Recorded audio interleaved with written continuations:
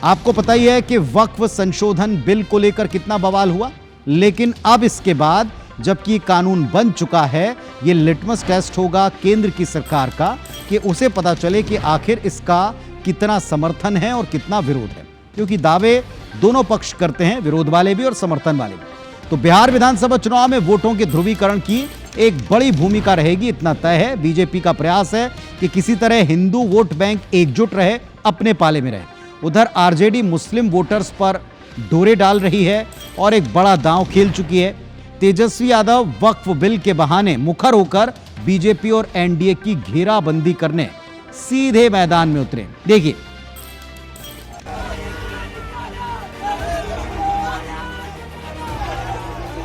बिहार में किसी भी कीमत पे इस कानून को हम लोग लागू नहीं होने देंगे।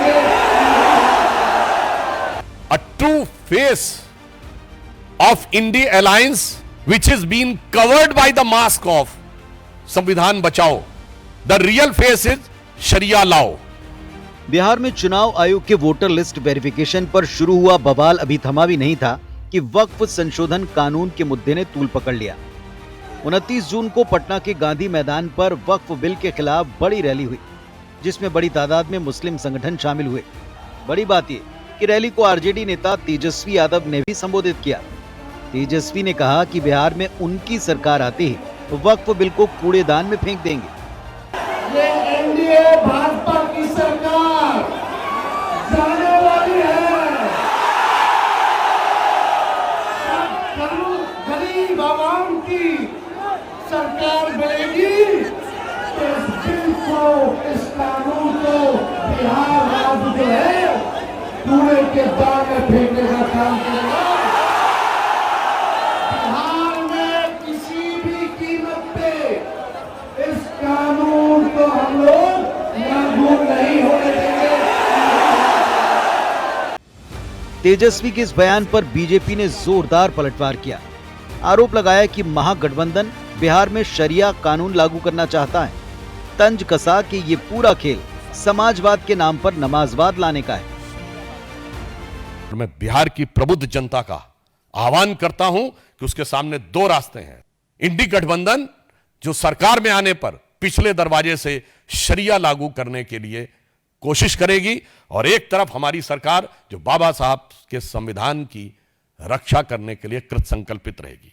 50 साल पहले इन्होंने संविधान का प्रियम्बल बदला था। आज इनके पास यदि कहीं खुदा न खास्ता वो ताकत होती तो शायद संविधान के प्रियम्बल में नमाजवाद भी जोड़ देते हैं। बिहार की राजनीति यूं भी जाति केंद्रित मानी जाती है, लेकिन यहाँ मुस्लिम वोटर्स अहम फैक्टर रहा है। कोई भी दल इसकी अनदेखी नहीं कर पाया। कांग्रेस और आरजेडी का तो ये परंपरागत वोट बैंक माना जाता है।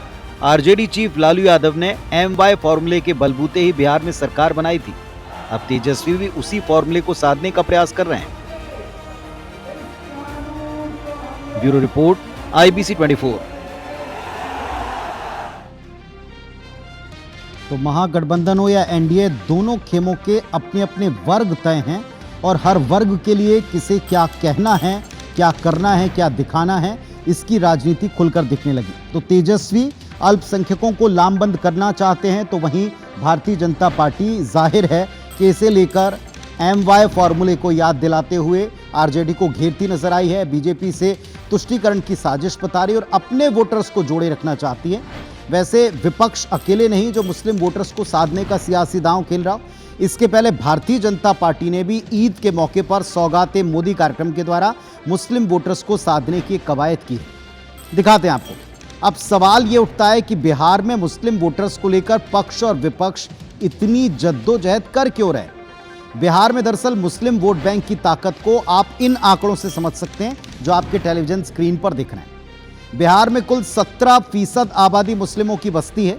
243 कुल सीटें हैं, जिनमें से 47 सीटें तकरीबन 50 ऐसी हैं जहां मुस्लिम निर्णायक वोटर्स हैं, और इन 47 सीटों पर मुस्लिमों की तादाद 50% है। इसके अलावा 11 सीटें ऐसी हैं जहां मुस्लिम वोटर 40% के आसपास हैं।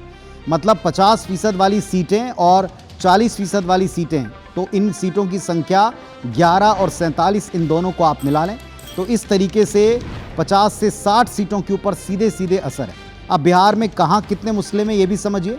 बिहार के अररिया, पूर्णिया, किशनगंज, पटना, भागलपुर मुस्लिमों की जनसंख्या आबादी इनकी ज़्यादा है। खासतौर पर जो सीमांचल क्षेत्र है अररिया और किशनगंज का, यहाँ मुस्लिम समुदाय अधिक बसता है। पिछली विधानसभा चुनाव के अगर आप आंकड़े देखें तो मुस्लिम वोटर्स ने महागठबंधन को जो अब विपक्ष में खुलकर वोट किया था, उन्हें तकरीबन 77% वोट मुस्लिमों का एक मुश्त प्राप्त हुआ था। मुस्लिमों का 11% वोट ओवैसी की पार्टी खींच कर ले गई थी और 12% वोट मुस्लिमों का जेडीयू, बीजेपी और बसपा इन तीनों को मिलाकर मिला था। तो अब आप समझ सकते हैं कि मुस्लिमों को अपने पाले में रखना बिहार में कितना ज़रूरी है। और बिहार में फिर वही कहेंगे कि 50% सीटें, 50% दखल वाली और 40% दखल वाली ऐसी सीटों को लेकर हर एक दल पूरी तरह सियासी दांवपेच आजमाता दिखाई पड़ रहा है। और इन दांवपेचों को आजमाकर उसका प्रयास ये है कि किसी भी तरीके से उसके पास जो मुस्लिम वोटर्स है वो छिटक कर कहीं जाए।